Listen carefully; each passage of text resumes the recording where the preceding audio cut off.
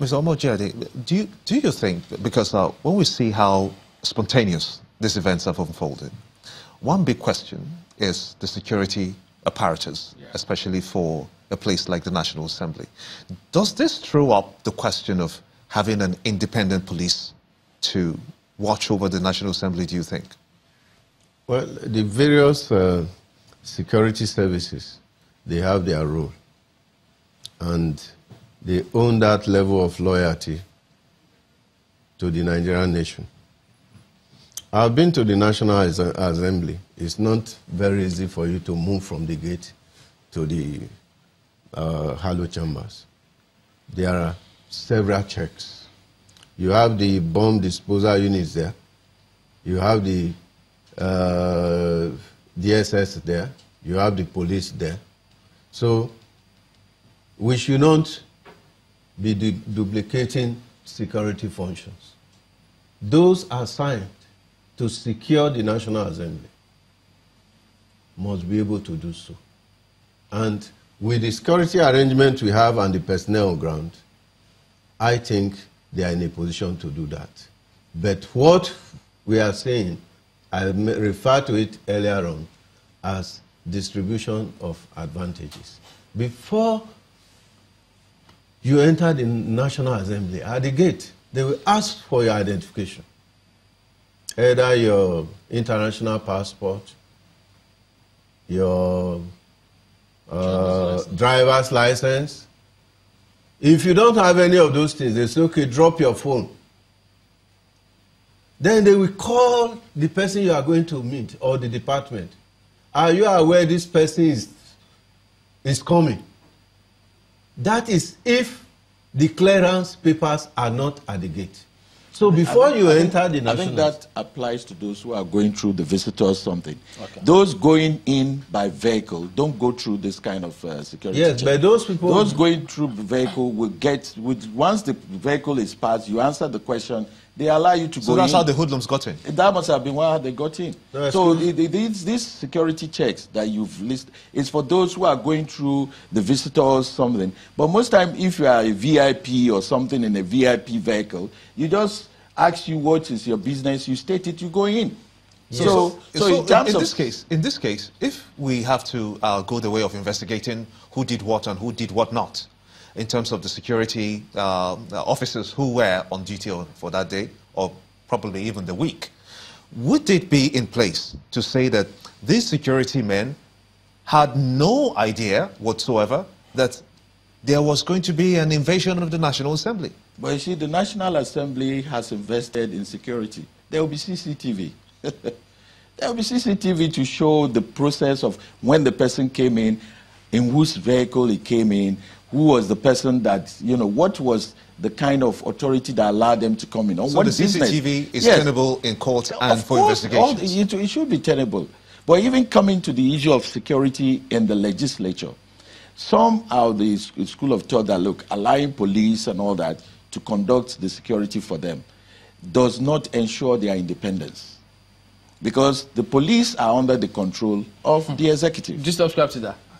That's a school of thought. And as a matter of fact, one of the constitutional reforms that was being proposed by the 7th Assembly, I don't know whether the 8th Assembly had bought into it, was to have an effective internal security under the office of the Sergeant at Arms to enforce security for the National Assembly. Would that be independent of the police? That will be complementary to the police.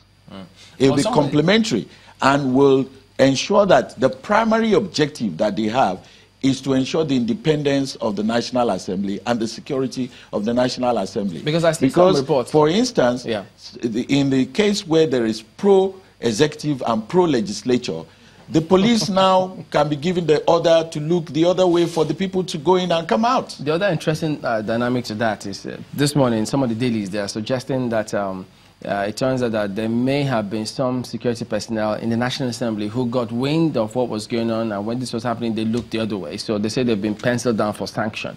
But how that plays out, we'll just wait and see what happens. So in your thought, were you trying to make a point that this was some sort of collusion somewhere? Yes. I've heard some senators say that. Yeah, I subscribe to that. And because where there are checks and balances and there is compromise somewhere along the line, you know that something must have exchanged hands. And that is what I keep on referring to as distribution of advantages. It could be in cash or kind or otherwise. We can't tell for now. We can't tell for now. But something must have been done to force you to shift ground when you are not supposed to.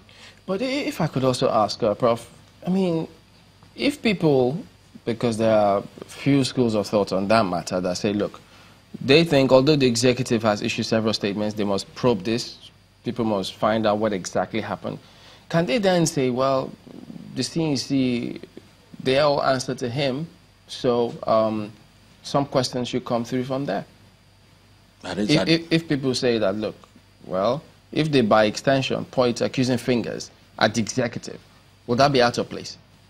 Basically, it's part of the mix already, that there is pro-executive and pro, and that's why you could see the insistence by the Deputy Senate President that this must be investigated.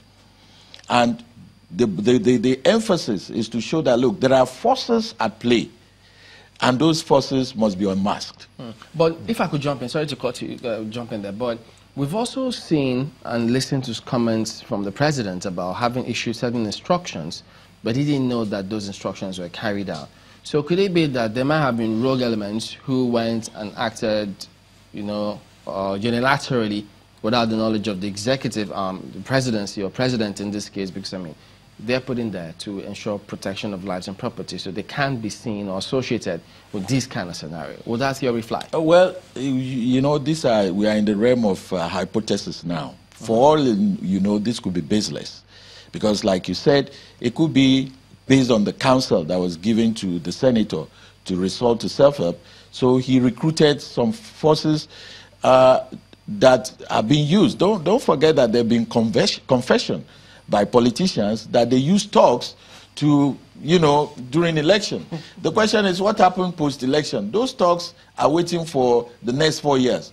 So how difficult will it be to just tap on them and say, boys, there's a job for you. Let's go to the Senate and do, a Rambo kind of thing. It could be at that level. It could be as simple as some group of people just concocting this and executing it. Not being familiar with the security in that place. Can I come in here? I think in the interest of the Nigerian people, we must look at the big picture. We are in this situation because the people in the National Assembly, or those people responsible for this sordid act, failed to appreciate what it took Nigerians to get the military into their barracks. In Nigeria today, those who fought the military to a standstill, forced them to go back to their barracks, they were never given the political power. It happened in the First Republic. Those who fought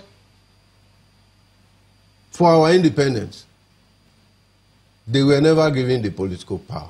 So that is why those who are in power now, we as the people of this country, we are giving them gold. It's like giving a madman gold. He may not appreciate the value. And that underscores the need for the people to take back that power. Well, this is not All a right. coup. We need to anchor at that point. Dr. Peter Omoijade is a member of strategic team of NIM, and Professor Oyolowo Oyewo is of the Faculty of Law, University of Lagos. Gentlemen, thank you for coming on this morning. Thank you.